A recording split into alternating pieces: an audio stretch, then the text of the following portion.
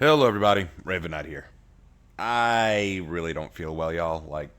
Just physically and emotionally, I feel absolutely drained and destroyed right now, and I genuinely have very little energy. I know I haven't released a whole lot lately, and I'm sorry for that. I do want to get something out for you, so I figured I'd offer this mini response vid to a short I saw about One Piece Devil Fruits that ruin the lives of the user. I watched it just out of curiosity, and I kind of rolled over in bed groaning. It's pretty bad. So, yeah, I'm gonna debunk it. Consider this, like I said, a mini response. First, let me change up my avatar. There we go. And now we may begin. Oh, and before anyone asks, Raven, why are you doing this? It seems pointless. The only answer I can offer is, I don't know. yeah. All right, let's do it. Did you know some devil fruit don't just give power, but curse your life forever? Law's devil fruit can swap body, teleport, and even give eternal life. But to do that, the user must die. Law got this fruit from someone who gave up his life for him. Now he carries that same curse, knowing he might have to give up his life for someone else. Trafalgar Law ate the Op Devil Fruit. This Devil Fruit is a very powerful Paramecia type with the power to do some pretty incredible stuff.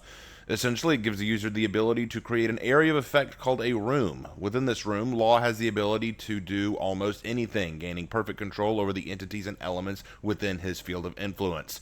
He can switch places with himself or another object. He can sever and detach body parts and replace them in strange ways. He can make things levitate and fly around. He can swap the hearts or personalities of others. In essence, switching their bodies, he can perform powerful close-range and long-range strikes that otherwise would be impossible, and many, many other things besides. However, none of these things risk his life to use. There's only one gift the fruit grants which costs the user his life, and that's the immortality surgery. The Op fruit is the fruit desired by the world because the user can cure almost any illness, circumvent almost any physical deformity, and even give eternal youth and life to someone. But performing that surgery to grant immortality will cost the user his life. Now, the speaker here in this short is being manipulative with his language, saying that the fruit by its nature could cost Law his life, and Law is aware that at some point he may end up giving up his life for someone, which is, that's technically true if he ever decides to use the immortality surgery on someone, but unless he does that, it's not that big of a deal. Further, he says that Law got the fruit from someone who gave up their own life, implying the previous user of the fruit gave up their life using the fruit to give it to him. Just listen to the way he phrases it. Quote, Law got this fruit from someone who gave up his life for him. Now he carries that same curse. Implying that the previous user was the one who gave him the fruit. But the fruit was given to him by Don Quixote Rocinante, the younger brother of Doflamingo, who forced Law to eat the fruit in order to save his life from the incurable disease that was ravaging his body. You'll get better. So open wide, Law. Eat up and heal up. What are you waiting for? It's gross. I don't care. Just eat the damn thing. You chew and swallow.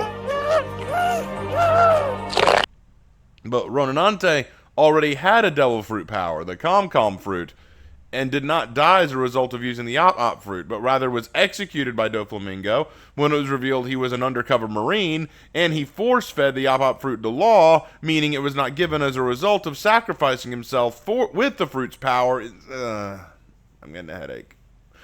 The Op fruit does not destroy the user's life, and it doesn't curse them. The only instance when the fruit would take your life is if you use it to give eternal life to someone else. This was misleading and inaccurate. The Op fruit does not ruin your life. So, no. Brook's fruit gave him one more chance to live, but his soul got lost like Zoro for a year. When it found his body, he was nothing but just bones. His crew was gone, and for 50 years, he sailed alone like a sad ghost. That has nothing to do with his fruit. Brook ate the Revive fruit, which gives the user the ability to come back from the dead once after death. It also grants other unique powers beyond that in which the user can project their soul as well, but that's unimportant to the conversation. What happened was Brook and his crew were attacked and left for dead by enemy pirates. In the end, the crew knew that they were all going to die, but entrusted their dream and promises to Brook, knowing he'd come back to life. The problem was their ship was lost in the Florian Triangle, and when Brook's soul was trying to make its way back, it got lost for a whole year in the dense fogs of that place.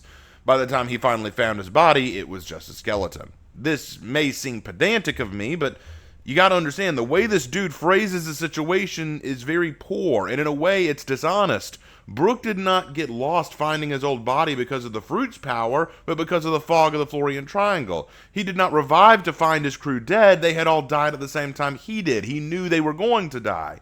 He was not stranded alone at sea for 50 years because what the fruit did to him, but because he was lost in the fog and couldn't get out.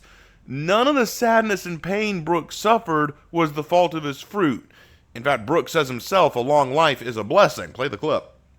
Even still, a long life is a blessing, not a curse. You've made me so happy! Meeting such wonderful people gives my life meaning!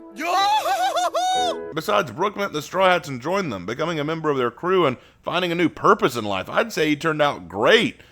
The fruit turned out to be a blessing in the end for him because it let him fulfill the wishes of his crew and let him find new friends to make. I'm sorry. Again, you're 0 for 3. Big Mom's fruit lets her steal someone's life just by scaring people. But when she gets hungry, she turns into a demon. Even her own kids run away, knowing their Big Mom has turned into Big Monster. Big Mom's Soul fruit has nothing to do with her monstrous personality. The Soul fruit gives the user the power to manipulate their own or other people's souls, extracting them and using them to give life to inanimate objects or to fuel their own power. There are various conditions that must be met before Big Mom can extract a soul. The fruit does come with drawbacks and limitations. First, the individual must feel intimidated or afraid of her. Next, she must be within physical proximity of the intended victim so she can physically extract the soul. She must say some kind of mantra to the intended target, and they must hear and understand it in order for it to work. Usually this is done in the form of a bargain like leave or life, meaning do you want to leave my protection or offer a portion of your life? But none of the fruit's drawbacks or powers involve what happens when Big Mom goes on one of her hunger-induced rages. In fact, the manga makes it clear she was like this before she got hold of her fruit. The previous owner of the fruit, Caramel, never had such problems and was in fact a very kind woman, meaning Big Mom was always a voracious sweets lover who would go on a hunger tirade if she did not get the sweets she wanted. Her own children run from her because she does not discriminate who she hurts when she gets hungry and will kill anyone who stands between her and the food she craves. It has nothing to do with her devil fruit. Nothing about the soul fruit involves these hunger-induced rampages. She was like this before she got the fruit. She's like that now. So, no, this is a lie. This has nothing to do with the fruit. So, again, 0 for 3. None of this was right. Ugh. Yeah. You know, I don't know why this guy made this short. It's inaccurate and misleading in a huge way. But, then again, I don't know why I responded to it. Guess I wanted to feel like I was doing something. All right, that's all I got, guys. Later. Have a good one.